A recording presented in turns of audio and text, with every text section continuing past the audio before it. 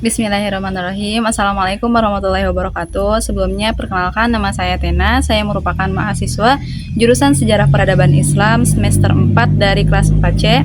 Di sini saya akan mereview buku tentang studi kawasan dunia Islam mengenai sejarah, teori, dan pemetaan kawasan. Nah, sebelum masuk ke pembahasan review tentang buku, di sini saya akan menjelaskan terlebih dahulu apa itu studi kawasan.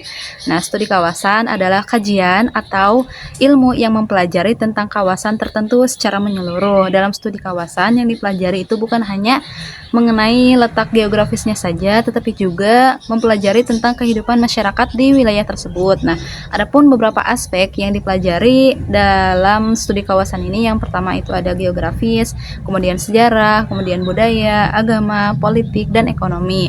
Adapun tujuan dari mempelajari studi kawasan itu untuk apa? Yang pertama itu memahami karakteristik suatu wilayah secara menyeluruh, kemudian mengetahui perkembangan sejarah, budaya, dan peradaban suatu kawasan. Dan yang terakhir, dari tujuan dari mempelajari studi kawasan ini memahami hubungan antar negara dan peran kawasan tersebut di dunia. Nah, untuk selanjutnya di sini saya akan mereview salah satu bab, yaitu bab bagian keempat mengenai pembagian kawasan dunia Islam perspektif geopolitik. Di bab bagian keempat ini saya akan menjelaskan tentang wilayah Asia Tengah. Kenapa saya memilih Asia Tengah?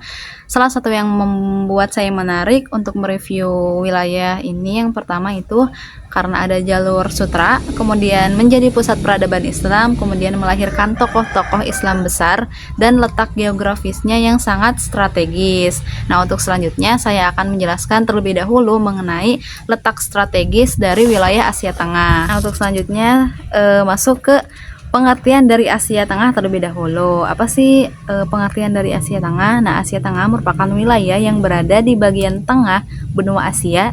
Letaknya itu sangat strategis karena menjadi penghubung antara Asia Barat, kemudian Asia Timur, Asia Selatan, dan Eropa Timur itu di bagian Rusia. Nah, kemudian ada beberapa pengertian mengenai Asia Tengah.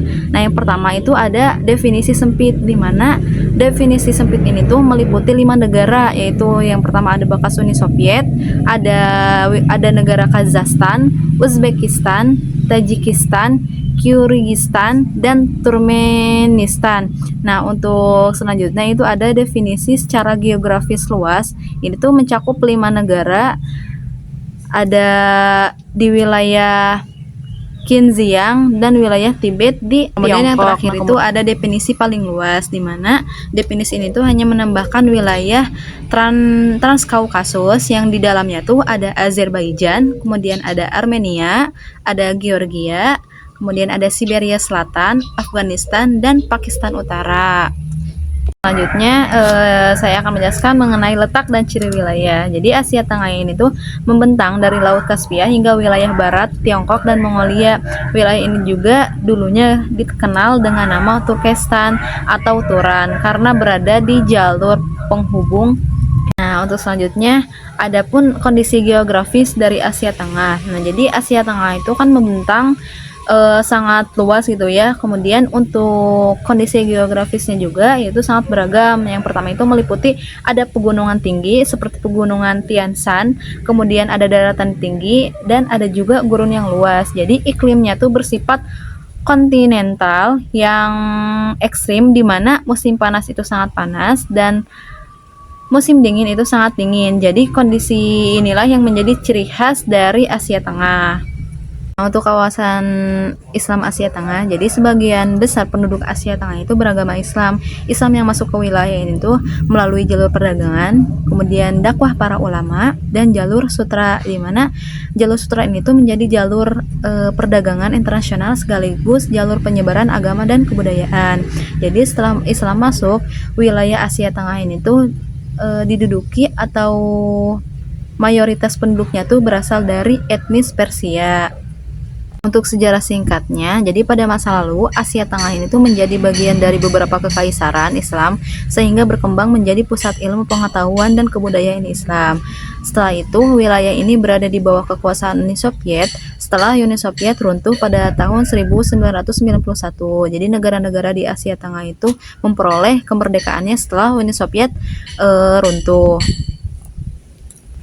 Nah, untuk kota-kota penting di Asia Tengah ini tuh yang pertama itu ada Bukhara atau yang sekarang itu ada Uzbekistan, yang merupakan salah satu kota paling terkenal di Asia Tengah karena menjadi pusat peradaban Islam, pusat ilmu pengetahuan, dan tempat lahirnya dan berkembang para ulama besar. Contohnya seperti Al-Khawarizmi, kemudian Ibnu Sina, kemudian Al-Farabi, Imam Bukhari, dan cendekiawan Islam lainnya.